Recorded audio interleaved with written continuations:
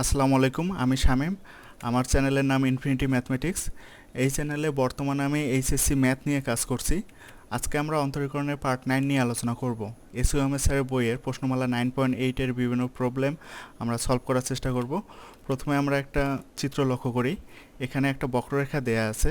তো এই বক্ররেখার উপর ধরে নিলাম x1 y1 একটা পয়েন্ট।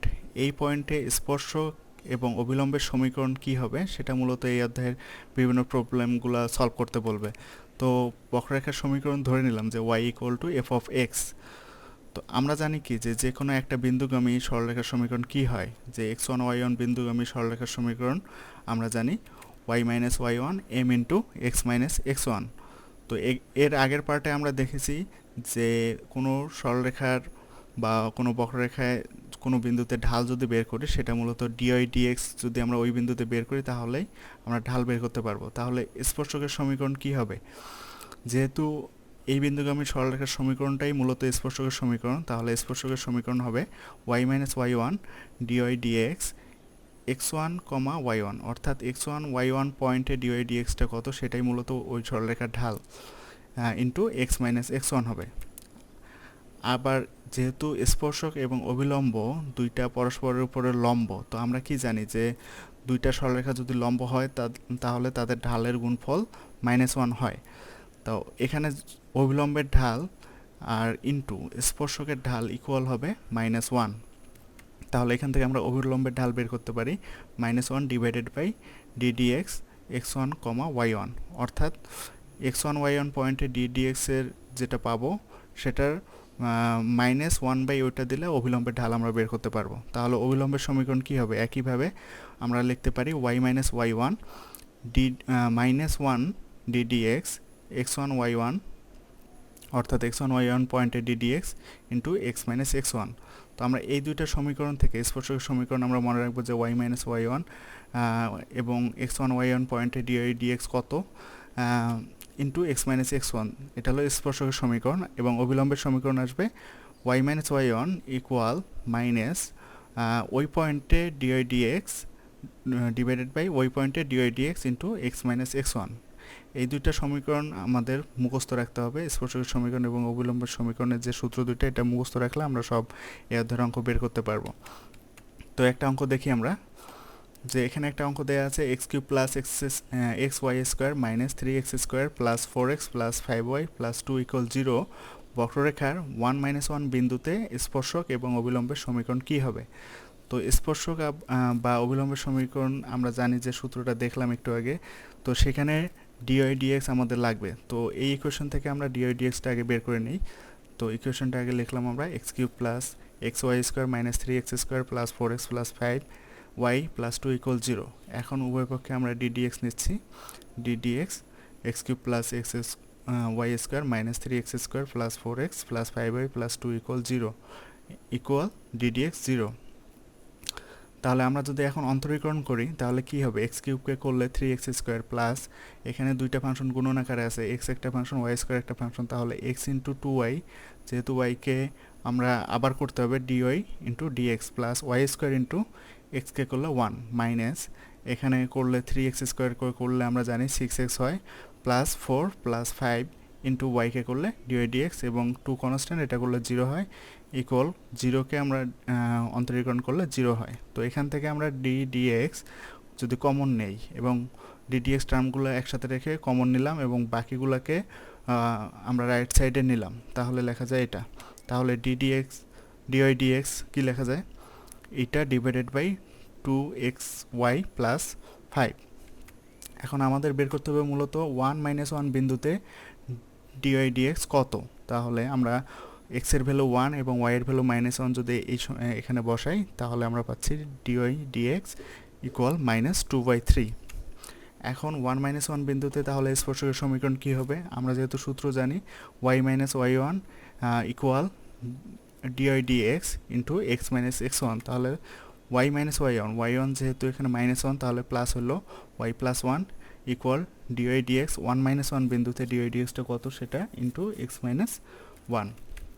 এখন y প্লাস ওয়ান আমরা একটু আগেই বের করলাম, 1 মাইনাস ওয়ান বিন্দুতে ডিওয়াই ডিএক্স হচ্ছে -2/3, তাহলে -2/3 বসাই দিলাম ইন্টু এক্স মাইনাস ওয়ান। এখন আর গুণন করলাম, সেটা কি হবে তাহলে 3y plus 3 equal -2x plus 2। তাহলে আমরা টয়েস সবগুলোকে এপাশে নিয়ে আসলে 2x plus 3y plus 1 equal 0। একইভাবে 1 মাইনাস ওয়ান বিন্দুতে অবিলম্বের সমীকরণ আমরা বের করতে পারবো, জাস্ট এখানে 1 মাইনাস 1/dy dx হবে। তাহলে y plus 1 minus 1/dy dx into x minus 1। তাহলে y প্লাস 1 আমরা মাইনাস 1/dy dx লেখা যায় মূলত, মাইনাসে মাইনাসে প্লাস হলো, যেহেতু dy dx -2/3, তাহলে মাইনাসে মাইনাসে প্লাস আর 3/2 হবে, তাহলে উল্টে যাবে। এখন যদি আর গুণ করি তাহলে একবারে লেখা যাচ্ছে 3x - 2y - 5 = 0। তো আমরা দেখলাম কি, যদি বক্ররেখার সমীকরণ দেয়া থাকে এবং একটা বিন্দুতে স্পর্শক এবং অবিলম্বের সমীকরণ বের করতে বলে, তো আমরা করব কি, প্রথমে বক্ররেখার সমীকরণটা থেকে আমরা dy dxটা বের করব এবং যে পয়েন্টটা দেয়া থাকবে ওই পয়েন্টে dy dx কত সেটা বের করব। সেটা বের করার পরে আমরা স্পর্শকের সূত্র যেটা আছে সেটাতে মানগুলো যদি বসাই দেই তাহলে বের হয়ে যাবে, এবং অবিলম্বের সমীকরণের যে সূত্রটা আছে সেখানেও মানগুলো বসাই দিলে অবিলম্বের সমীকরণটা বের হয়ে যাবে। আরেকটা অঙ্ক দেখি আমরা, তাহলে ভালো করে বোঝা যাবে। সেটা হচ্ছে এখানে একটা অঙ্ক দেয়া আছে যে y into x minus 2 into x minus 3 minus x plus 7 equal 0 বক্ররেখাটির যে বিন্দুতে এক্স অক্ষকে ছেদ করে ওই বিন্দুতে বক্ররেখাটির স্পর্শক এবং অবিলম্বের সমীকরণ নির্ণয় করো। তো এর আগের অঙ্কটার মতোই এখানে একটা বক্ররেখার ইকুয়েশন দেওয়া আছে, কিন্তু এখানে বিন্দুটা দেয়া নেই। তো বিন্দুটা আমাদের বের করতে হবে, কিন্তু বিন্দুটা বের করতে এখানে একটা ক্লু দেয়া আছে।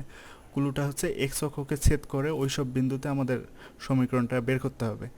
তো যেহেতু আমরা জানি যে এক্স অক্ষকে ছেদ করলে y = 0 হয়, সেখান থেকে আমরা কিন্তু বিন্দুটা বের করতে পারবো। তাহলে আমরা যেটা বক্ররেখার সমীকরণ দেয়া আছে সেটা লিখলাম, এটা 1 নম্বর সমীকরণ লিখলাম। যেহেতু এক্স অক্ষে ছেদ করে তাহলে আমরা y = 0 লিখতে পারি। তাহলে y = 0 যদি আমরা এই সমীকরণটাতে বসাই তাহলে 0 - x + 7 = 0, সুতরাং x = 7। তার মানে আমরা বিন্দুটা পেলাম 7,0। তাহলে x অক্ষের ছেদ বিন্দুটা কি মূলত 7,0। তাহলে 1 নং থেকে পাই আমরা এখন, যেহেতু আমাদের স্পর্শক এবং অবিলম্বের সমীকরণ বের করতে হবে, তার মানে আমাদের ফার্স্ট কাজ হচ্ছে আগে বক্ররেখার ইকুয়েশনটা থেকে আমাদের dy dxটা বের করে নিতে হবে। তাহলে বক্ররেখার ইকুয়েশনটা আমরা আগে জাস্ট সিম্পলিফাই করলাম, যেহেতু x - 2 x - 3 গুণন আছে, এটা গুণ করে দিলে কি হয়, মূলত x² - 5x + 6 লেখা যায় -x + 7। তো এখন আমরা d dx আমরা উভয় পক্ষে নিলাম, তাহলে d dx y * x² - 5x + 6 -x + 7 = d dx 0। তাহলে এখানে দুইটা ফাংশন গুণন আকারে আছে, একটা y আর একটা হচ্ছে x² - 5x + 6। তাহলে গুণনের সূত্র যদি ইউজ করি, প্রথমটা ইন্টু দ্বিতীয়টার অন্তরীকরণ প্লাস দ্বিতীয়টা ইন্টু প্রথমটার অন্তরীকরণ, মাইনাস এক্সকে করলে 1 হয় এবং 7কে করলে 0 হয়।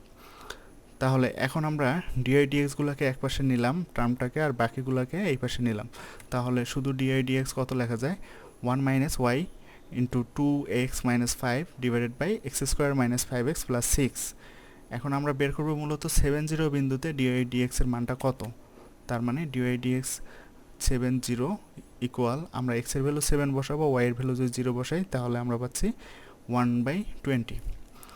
তাহলে 70 বিন্দুতে আগের মতো স্পর্শকের সমীকরণ কি হবে, তাহলে y - y1, y1 এখানে 7 equal dy dx x - x1, মানে y1 0 x1 7। তাহলে ক্যালকুলেশন করলে আমরা dy dx এর মান 1/20 লিখতে পারি। তাহলে 20y = x - 7, তার মানে x - 20y - 7 = 0। তাহলে 70 বিন্দুতে অবিলম্বের সমীকরণটা কি হবে, অবিলম্বের সমীকরণ একইভাবে -1/dy dx হবে, just y - 0 -1/dy dx into x - 7। এখন আমরা মান বসাই দেব, যেহেতু dy dx 1/20, তাহলে -1/1/20 হবে। তাহলে ক্যালকুলেশন এটা যদি আমরা উল্টাই দেই তাহলে y = -20 ইন্টু x - 1। এখন সব কিছু সিম্পলিফাই করে আমরা লিখতে পারি 20x + y - 20 = 0। এখানে আরেকটা অঙ্ক দেখি আমরা, যে দেখাও যে √x + √y = √2 বক্ররেখার যে কোনো স্পর্শক দ্বারা স্থানাঙ্কের অক্ষ দুটি থেকে কর্তিত অংশের যোগফল একটি ধ্রুবক। তো আমরা এটা একটু দেখি যে root x plus root y equal root a আমরা লিখতে এখানে দেয়া আছে 1 নম্বর ধরে নিলাম এবং এই বক্ররেখার উপর x1 y1 একটা পয়েন্ট ধরে নেব। তার আগে আমরা এটা একটু করে নেই, ডিফারেন্সিয়েশন করে নেই, কারণ আমাদের যেহেতু স্পর্শকের ব্যাপারে বলা আছে তার মানে আমরা ডিআই ডিএক্সটা কাজে লাগবে। তাহলে রুট এক্স মানে কি আমরা লিখতে পারি 1/2 রুট এক্স প্লাস রুট ওয়াইকে 1/2 রুট ওয়াই ইন্টু আবার ওয়াইকে করলে ডিআই ডিএক্স ইকুয়াল রুটে 0, যেহেতু কনস্ট্যান্ট এটা 0 হয়ে যাবে। তার মানে শুধু ডিআই ডিএক্স কত লিখতে পারি আমরা minus root y by root x. এখন আমরা ধরে নিলাম যে x1 y1 এই বক্ররেখার উপরে একটা পয়েন্ট, যেহেতু বক্ররেখার উপরে x1 y1 একটা পয়েন্ট, এই পয়েন্ট দিয়ে মূলত 1 নম্বর সরলরেখা সিদ্ধ হবে এবং 2 নম্বর ইকুয়েশনটাও সিদ্ধ করা যাবে। তার মানে 1 ও 2 থেকে আমরা পাই যে যদি আমরা x1 y1 পয়েন্টটা 1 নম্বর সরলরেখাকে বসাই তাহলে লেখা যায় root over x1 plus root over y1 equal a। এবং আমরা 2 নম্বর ইকুয়েশন থেকে লিখতে পারি ডিওয়াই ডিএক্স। আমরা যদি x1 y1 পয়েন্টে ডিওয়াই ডিএক্সটা কত সেটা বের করি তাহলে হবে মাইনাস y এর জায়গায় কি হবে y1 এবং x এর জায়গায় x1 হবে। তাহলে এখন x1 y1 বিন্দুতে আমাদের স্পর্শকের সমীকরণটা কি লিখতে পারি? লিখতে পারি y minus y1 minus dy dx মানে equal dy dx into x minus x1। Dy dx এর মানটা আমরা বসাই দিছি, সেটা হচ্ছে minus root y1 divided by root x1। এখন আর গুণ করলে হয় root x1 into y minus root x1 into y1 equal, এখানে মাইনাস দিয়ে গুণন হবে তাহলে মাইনাস রুট y1 x মাইনাসে মাইনাসে প্লাস রুট y1 x1। এখন আমরা সব x1 y1 গুলাকে এক পাশে যদি লিখি তাহলে লেখা যায় রুট x1 y প্লাস, মানে এই পাশেটা আমরা লেফট সাইডে নিয়ে আসছি, তার মানে এভাবে লেখা যায়। এখন আমরা root x1 y plus root y1 x equal to, আমরা এখানে কমন নিছি, একটা কমন নিছি কি root x1 into root y1 যদি আমরা কমন নেই তাহলে এটা লেখা যায় রুট x1 প্লাস y1। কেন যদি গুণ করে দেই তাহলে কি হয় রুট x1, এখানেও রুট x1 আছে, দুইটা রুট x1 গুণন হলে শুধু x1 থাকবে, কারণ রুট x1 হোল স্কোয়ার হয়ে যাবে, শুধু x1 থাকতেছে, তার মানে x1 রুট y1। ঠিক এইভাবে প্লাস রুট x1 y1 লেখা যায়। এখন আমরা এই 3 নম্বর ইকুয়েশন থেকে একটা জিনিস লিখতে পারি, যেহেতু এখানে root x1 plus root y1 এর মান দেয়া আছে রুটে, তাহলে এটা এখানে আমরা বসাই দেব। তাহলে লেফট সাইডে যা থাকবে তাই এখানে লিখলাম, আর রুট x1 রুট y1, আর এটাকে আমরা রুট a লিখতে পারি। এখন যদি টোটালটা দিয়ে আমরা উভয় পক্ষে ভাগ দেই, মানে রাইট সাইডে যেটা আছে সেটা দিয়ে যদি ভাগ দেই তাহলে লেখা যায় x by root a root x1 plus y by root a root y1। কারণ কি আমরা এটা নিচে যদি চলে আসে তাহলে রুট x1 কাটাকাটি যাবে, তাহলে এইটা থাকতেছে y by root a into root y1 থাকতেছে, আবার এটার ক্ষেত্রে x by root a root x1 থাকবে। এখন আমরা যেহেতু এটা কোন ফরম্যাটে চলে গেছে, এখানে একটা ফরম্যাটে চলে গেছে যে x by a plus y by b equal to 1 সরলরেখার ফরম্যাটে চলে গেছে। তো এরকম ফরম্যাটে যদি যায় তো আমরা কি লিখতে পারি যে এটা অক্ষ দুটির থেকে কর্তৃত অংশের যোগফল তাহলে কি a প্লাস b লেখা যায়, যেহেতু a এটা b এটা, তাহলে আমরা লিখতে পারি root a x1 plus root a y1। এখন এখানে আমরা রুটে কমন নিতে পারি, কমন নিলে root x1 plus root y1 লেখা যায়। এটাকে আবার আমরা রুট a লিখতে পারি, 3 নম্বর ইকুয়েশন থেকে root x1 plus root y1 equal root a লিখতে পারি। তো root a into root a মূলত a লেখা যায়। তো a তো একটা কনস্ট্যান্ট, তাহলে অক্ষ দুটি থেকে কর্তৃত অংশের যোগফল কি পাইলাম আমরা, এটা কনস্ট্যান্ট বা ধ্রুবক পাইলাম। তাহলে যে কোনো পয়েন্ট আমরা নিয়েছিলাম x1 y1 একটা যে কোনো পয়েন্ট নিয়েছিলাম, সেটা নেয়ার পরে কি দাঁড়ালো, আমরা অক্ষ দুটি থেকে কর্তৃত অংশের যোগফল আমরা একটা ধ্রুবক পাইছি। তাহলে আমরা কি বলতে পারি যে এক বক্ররেখার যে কোনো স্পর্শক দ্বারা স্থানাঙ্কের অক্ষ দুটি থেকে কর্তৃত অংশের যোগফল একটি ধ্রুবক হবে। ধন্যবাদ।